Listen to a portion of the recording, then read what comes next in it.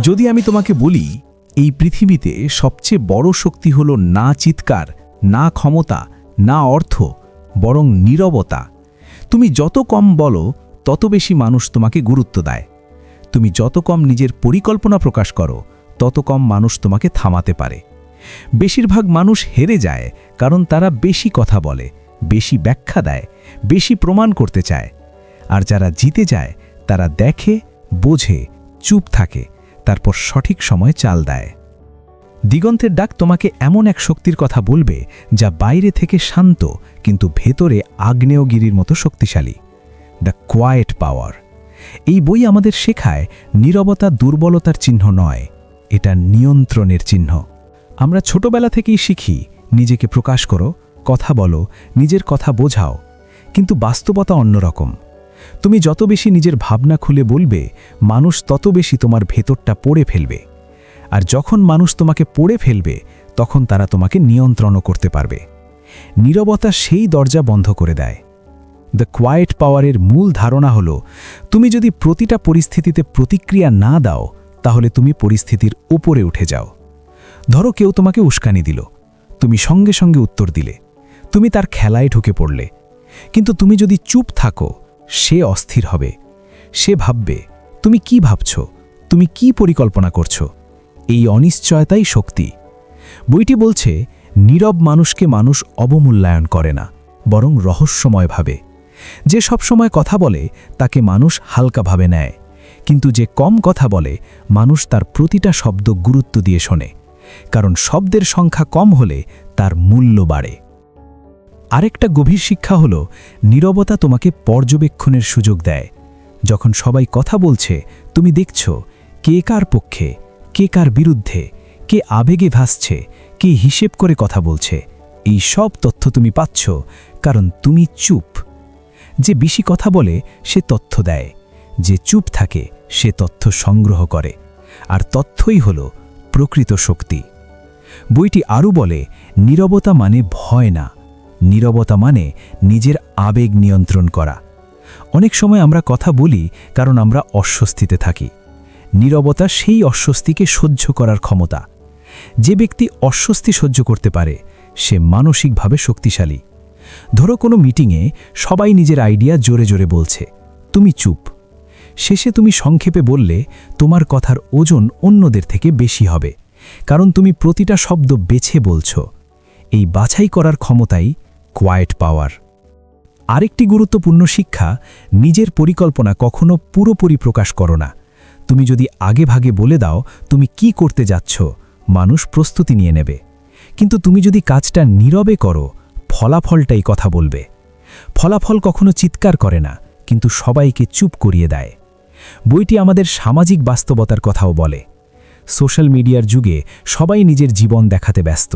সবাই প্রমাণ করতে চায় সে কত ব্যস্ত, কত সফল, কত শক্তিশালী। কিন্তু প্রকৃত শক্তি কখনো প্রদর্শন করতে হয় না, এটা থাকে ভেতরে। যে নিজের প্রতিটা পদক্ষেপ প্রচার করে সে নিজের শক্তিকে খরচ করে ফেলে, আর যে নীরবে এগোরে সে নিজের শক্তি জমা রাখে। দ্য কোয়াইট পাওয়ার আরও শেখায়, শুনতে শেখো। বেশিরভাগ মানুষ শোনে উত্তর দেবার জন্য, বোঝার জন্য না। কিন্তু তুমি যদি সত্যিকারে শোনো, মানুষ তোমার উপর ভরসা করবে, কারণ মানুষ চায় তাকে কেউ বোঝুক। তুমি যদি চুপ থেকে মনোযোগ দিয়ে শোনো, তুমি অর্ধেক যুদ্ধ জিতে গেলে। বইয়ে একটি দারুণ ধারণা আছে, স্ট্র্যাটেজিক সাইলেন্স, মানে ইচ্ছাকৃত নীরবতা। কখন কথা বলতে হবে আর কখন না, এই সিদ্ধান্তই শক্তি। নীরবতা যদি অভ্যাস হয় সেটা ভালো, কিন্তু নীরবতা যদি কৌশল হয় সেটা শক্তি। ধরো কেউ তোমাকে অপমান করল, তুমি সঙ্গে সঙ্গে জবাব দিলে, পরিস্থিতি বাড়বে। কিন্তু তুমি যদি হাসলে আর চুপ থাকলে, মানুষ বিভ্রান্ত হবে। তারা বুঝতে পারবে না তোমাকে কিভাবে পড়বে। এই বিভ্রান্তি তোমার ঢাল। আরেকটা বিষয়, নীরবতা তোমাকে আবেগ থেকে দূরে রাখে। যখন তুমি কম কথা বলো, তুমি কম ভুল করো। বেশিরভাগ ভুল হয় অতিরিক্ত প্রতিক্রিয়ায়। রাগের মাথায় বলা কথা, হতাশায় নেওয়া সিদ্ধান্ত, এই সবই ক্ষতি করে। নীরবতা সেই ক্ষতির সম্ভাবনা কমায়। বইটি বলে, নীরবতা মানে নিজেকে ছোট করা না, এটা নিজের উপস্থিতিকে ভারী করা। যে সবসময় কথা বলে তার উপস্থিতি হালকা, যে চুপ থাকে তার উপস্থিতি ঘন। ঘরে ঢুকেই যার উপস্থিতি বোঝা যায় সে সাধারণত চুপচাপ মানুষ। দিগন্তের ডাক আজ তোমাকে মনে করিয়ে দিতে চায়, তুমি যদি জীবনে বড় হতে চাও, আগে নিজের ভেতরের শব্দ কমাও। বাইরের শব্দ থামানো যায় না, কিন্তু ভেতরের শব্দ থামানো যায়। যখন ভেতর শান্ত, তখন সিদ্ধান্ত পরিষ্কার হয়, আর পরিষ্কার সিদ্ধান্তই ভবিষ্যৎ গড়ে। দ্য কোয়াইট পাওয়ার শেষ পর্যন্ত একটা জিনিসই শেখায়, নিজেকে নিয়ন্ত্রণ করো। তুমি যদি নিজের মুখ নিয়ন্ত্রণ করতে পারো, তুমি নিজের মন নিয়ন্ত্রণ করতে পারবে। আর তুমি যদি নিজের মন নিয়ন্ত্রণ করতে পারো, পৃথিবী তোমাকে সহজে নিয়ন্ত্রণ করতে পারবে না। মনে রেখো, নীরবতা মানে পিছু হটা না। নীরবতা মানে অপেক্ষা করা, সঠিক সময়ের জন্য, সঠিক মুহূর্তের জন্য। আর যখন সেই মুহূর্ত আসবে, তখন তোমার একটা শব্দই যথেষ্ট হবে, কারণ সেই শব্দের পেছনে থাকবে গভীরতা, পর্যবেক্ষণ এবং শক্তি। এটাই কোয়াইট পাওয়ার। আর আজ দিগন্তের ডাক তোমাকে আমন্ত্রণ জানাচ্ছে, চিৎকারের পৃথিবীতে তুমি নীরবতার শক্তি হয়ে ওঠো। এখন আমরা আরও গভীরে যাই, কারণ নীরবতা শুধু আচরণ নয়, এটা মানসিক অবস্থান। দ্য কোয়াইট পাওয়ার বলে, যে মানুষ নিজের আবেগের শব্দ কমাতে পারে, সে বাইরের শব্দের প্রভাব থেকেও মুক্ত হতে পারে। বেশিরভাগ মানুষ বাইরে যা শুনে সেটাকেই ভেতরে সত্য বানিয়ে ফেলে। কেউ সমালোচনা করলেই তারা ভেঙে পড়ে, কেউ প্রশংসা করলেই তারা ভেসে যায়। কিন্তু নীরব শক্তির মানুষ ভেতরে স্থির থাকে। সে জানে প্রশংসা যেমন সাময়িক, সমালোচনাও তেমন সাময়িক। বইটি একটি গুরুত্বপূর্ণ বিষয় তুলে ধরে, ইমোশনাল ডিট্যাচমেন্ট। এর মানে অনুভূতিহীন হওয়া না, এর মানে হলো অনুভূতির দ্বারা নিয়ন্ত্রিত না হওয়া। যখন তুমি কারোর কথায় সঙ্গে সঙ্গে প্রতিক্রিয়া দাও না, তখন তুমি সময় পাও চিন্তা করার। এই ছোট্ট বিরতিটাই তোমার শক্তি, কারণ এই বিরতি তোমাকে সিদ্ধান্ত আর প্রতিক্রিয়ার মধ্যে দূরত্ব দেয়। আর এই দূরত্বই পরিমকতা। ধরো কেউ তোমাকে উস্কানি দিল, তোমার ভেতরে রাগ উঠল। সাধারণ মানুষ তখনই উত্তর দেয়, কিন্তু নীরব শক্তির মানুষ নিজের রাগ দেখে, সে রাগের দাস হয় না। সে ভাবে, এখন কথা বললে লাভ কি, না বললে লাভ কি। এই বিশ্লেষণের ক্ষমতাই তাকে আলাদা করে। দ্য কোয়াইট পাওয়ার আরও বলে, নিজেকে সবসময় ব্যাখ্যা করো না। আমরা প্রায়ই মনে করি সবাইকে বোঝানো দরকার আমরা কি ভাবছি, কেন এমন করছি। কিন্তু যত বেশি তুমি ব্যাখ্যা দাও, তত বেশি তুমি নিজের অবস্থান দুর্বল করো। শক্তিশালী মানুষ নিজের কাজে জবাব দেয়, কথায় নয়। কাজকে কথা বলতে দেয়, কারণ ব্যাখ্যা সাধারণত আত্মরক্ষার চিহ্ন। আরেকটি গভীর শিক্ষা হল বাউন্ডারিজ থ্রু সাইলেন্স। অনেক সময় তুমি কাউকে না বলেও সীমা বুঝিয়ে দিতে পারো। যদি কেউ বারবার তোমার প্রতি অসম্মানজনক আচরণ করে, প্রতিবার উত্তর দেওয়ার দরকার নেই। কখনো কখনো চুপ থাকা, দূরে সরে যাওয়া, যোগাযোগ কমিয়ে দেওয়া, এই নীরব পদক্ষেপই সবচেয়ে শক্তিশালী বার্তা। বইটি বলছে, নীরবতা তোমাকে রহস্যময় করে তোলে। মানুষ সবকিছু জানতে চায়। তুমি যদি সবকিছু খুলে বলো, তাদের কৌতূহল শেষ। কিন্তু তুমি যদি নিজের ভেতরের জগৎ পুরোপুরি প্রকাশ না করো, মানুষ তোমাকে জানতে আগ্রহী থাকবে। রহস্য আকর্ষণ তৈরি করে, আর আকর্ষণ মানেই প্রভাব। আরেকটা গুরুত্বপূর্ণ ধারণা, পাওয়ার অব লিসনিং। বেশিরভাগ মানুষ কথা বলার জন্য অপেক্ষা করে, শোনার জন্য না। তুমি যদি সত্যিকারে শোনো, মানুষ তোমার সামনে নিজেকে খুলে দেয়। তারা তাদের পরিকল্পনা, ভয়, স্বপ্ন সব বলে ফেলে। আর তুমি তথ্য সংগ্রহ করো। মনে রাখো, যে বেশি শোনে সে বেশি জানে, যে বেশি জানে সে এগিয়ে থাকে। এই বই আমাদের শেখায় silence as a strategic pause. জীবনে সব সিদ্ধান্ত দ্রুত নেওয়া দরকার হয় না, অনেক সময় ধীর হওয়া দরকার। আমরা দ্রুত উত্তর দিই কারণ আমরা অস্বস্তিতে থাকি, কিন্তু তুমি যদি অস্বস্তি সহ্য করতে পারো, তুমি ভুল কম করবে। তাড়াহুড়োর সিদ্ধান্ত প্রায়ই দীর্ঘমেয়াদে ক্ষতি করে। ধরো কোনো ব্যবসায়িক আলোচনায় কেউ প্রস্তাব দিল, তুমি সঙ্গে সঙ্গে সম্মতি দিলে, তুমি দুর্বল দেখাবে। কিন্তু তুমি যদি চুপ করে থাকো, ভাবো, চোখে চোখ রাখো, অন্যপক্ষ অস্থির হবে। তারা ভাববে তুমি কি ভাবছ। হয়তো তারা নিজেরাই প্রস্তাব উন্নত করবে। এই নীরবতাই দর কষাকষির শক্তি।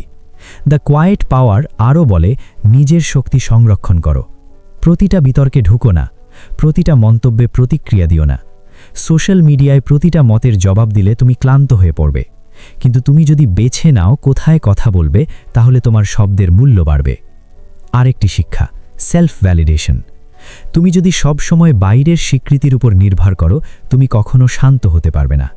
কিন্তু তুমি যদি নিজের মূল্য নিজে জানো, তাহলে অন্যের মতামত তোমাকে কাঁপাতে পারবে না। নীরব শক্তির মানুষ নিজেকে প্রমাণ করতে ব্যস্ত থাকে না।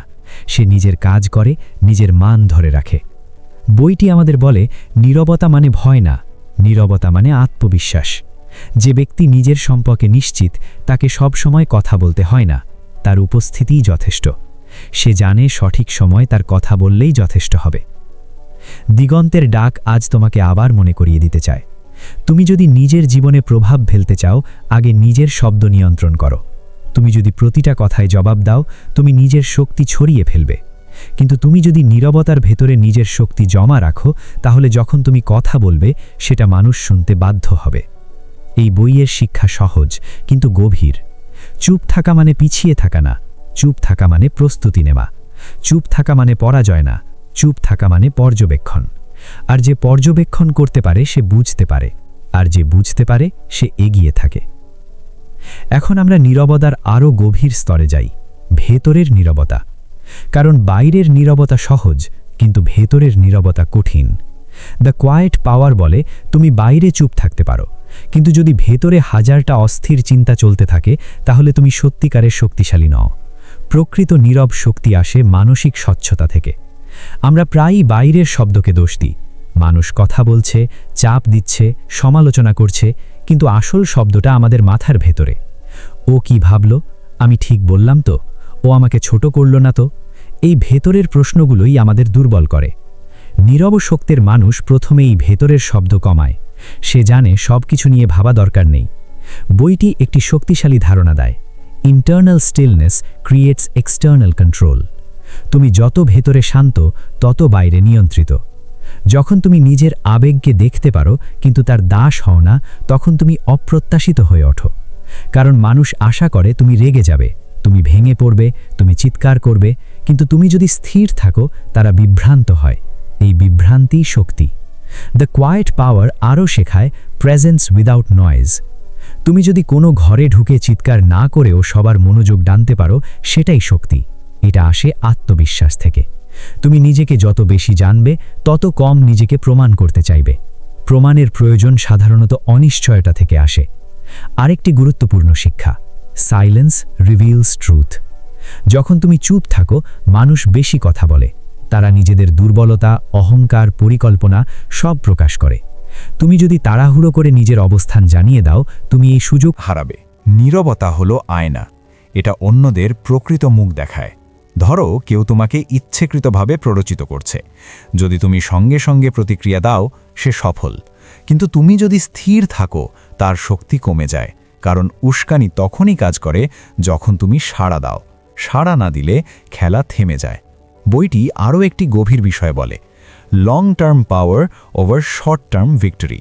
তুমি যদি প্রতিটা ছোট লড়াই জিততে চাও, তুমি বড় যুদ্ধে হারবে। নীরব শক্তির মানুষ জানে কখন হার মেনে নেওয়া কৌশল, কখন চুপ থাকা বিনিয়োগ। সবসময় সঠিক হওয়ার চেয়ে প্রাসঙ্গিক হওয়া বেশি গুরুত্বপূর্ণ।